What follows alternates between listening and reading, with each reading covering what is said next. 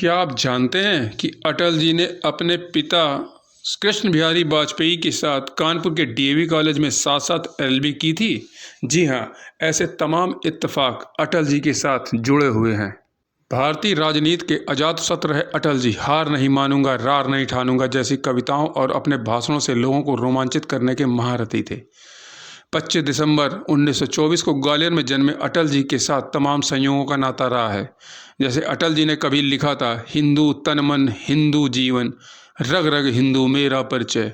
और अब उनके जन्म शताब्दी वर्ष में 22 जनवरी 2024 को अयोध्या में हिंदू प्रतीक के तौर पर राम मंदिर का उद्घाटन होने जा रहा है।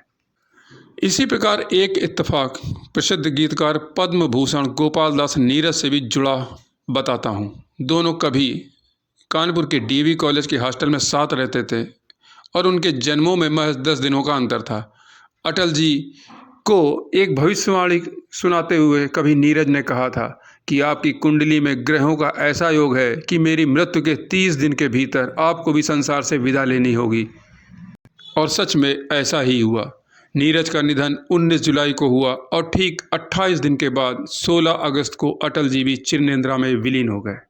कई ऐसी अनसुनी कहानियाँ और इत्तेफाक और भी अटल जी के साथ हुए। जैसे उन्हें मथुरा के पेड़े बहुत पसंद थे, लेकिन मथुरा के लोगों ने राजा महेंद्र प्रताप पर विश्वास जताया और यहाँ पर उन्हें बड़ा खट्टा अनुभव प्राप्त हुआ।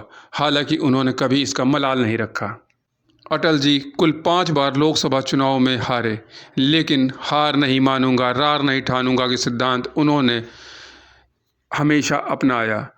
उनसे जीते सभी विजेताओं से वह बहुत आगे गए। वह देश के एकमात्र ऐसे राजनेता रहे हैं जिन्होंने 4 राज्यों की 6 लोकसभा क्षेत्रों की नुमाइंदगी की।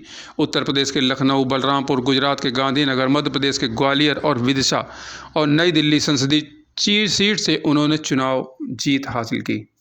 70 के दशक में उत्तर प्रदेश के मिरहची आए अटल जी कस्बा निवासी राम भरोसे के साथ तांगे से मार हरा जा रहे थे। रास्ता उबड़ खाबड़ था। अचानक उनका घोड़ा बिदका तो तांगा असंतुलित होकर पलट गया। अटल बिहारी और लाला जी इसके नीचे दब गए, लेकिन गनीमत रही कि किसी को कोई गंभीर चोट नहीं आई थी।